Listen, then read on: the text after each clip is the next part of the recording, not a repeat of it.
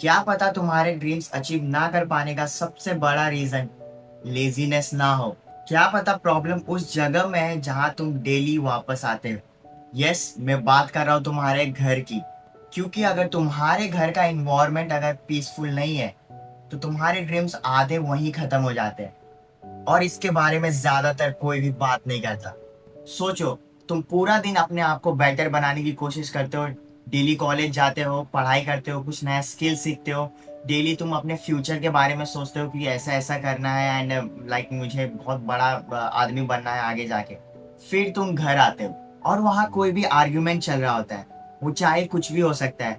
कोई प्रेशर है उसके वजह से आर्ग्यूमेंट चल रहा है, फाइनेंशियल प्रॉब्लम है उसके वजह से आर्ग्यूमेंट चल सकता है, या हमारे टिपिकल इंडियन फैमिली में कंपैरिजन करने का बहुत ही पुराना आदत है। लाइक तुम्हारा कंपेयर किसी के साथ भी कर देंगे। तुम जैसे ही घर आते हो तुम्हें शांति से 2 मिनट भी बैठने नहीं देते। लाइक या तुम जब कुछ कर रहे होते तो तुम्हारा कंपैरिजन दूसरों के साथ किया जाता है, लाइक जो ऑलरेडी सक्सेसफुल है, या लाइक तुम्हारे रिलेटिव के साथ कंपैरिजन कर दिया जाता है।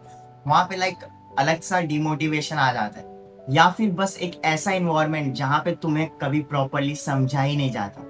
तुम अपने ड्रीम पर काम करने बैठे हो लेकिन तुम्हारा माइंड वहां होता ही नहीं है। तुम फिजिकली अपने रूम में तो होते हो लेकिन मेंटली तुम अभी भी अपने फैमिली प्रॉब्लम से लड़ रहे होते हो। और धीरे धीरे तुम वो काम करना छोड़ देते हो। इसलिए नहीं क्योंकि तुमने ड्रीम करना छोड़ दिया, बल्कि इसलिए क्योंकि तुम्हारे अंदर वो एनर्जी अब नहीं रही वो ड्रीम को अचीव करने के लिए। और यहाँ पे एक इम्पॉर्टेंट बात समझना जरूरी है। मोस्टली कोई भी फैमिली नहीं चाहेगा कि उसके बच्चे का कोई ड्रीम अचीव ना हो, या जो चीज वो अचीव करना चाहता है वो उसको ना मिले।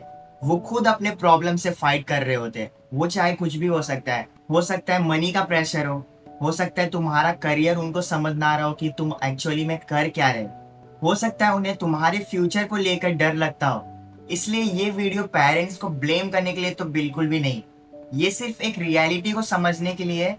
तुम्हारा इन्वायरमेंट तुम्हारे माइंड को बहुत ही ज्यादा इफेक्ट करता है। क्योंकि अगर तुम प्रेजेंट को ही सरवाइव करने के लिए अपने अंदर की सारी एनर्जी लगा दोगे तो तुम फ्यूचर में जो चीज बिल्ड करोगे उसके लिए एनर्जी कहाँ से लाओगे। लेकिन तुम्हारे पास यहाँ पे एक चॉइस है। हो सकता है तुम अपने इन्वायरमेंट को उतना चेंज ना कर पाओ। हो सकता है तुम्हारे फैमिली में कोई आर्ग्यूमेंट चल रहा हो बट तुम उनको रोक ना पाओ, या हर किसी को अपने ड्रीम्स के बारे में ना समझा पाओ। यहाँ पे तुम अपने लिए छोटे छोटे मोमेंट्स क्रिएट कर सकते हो।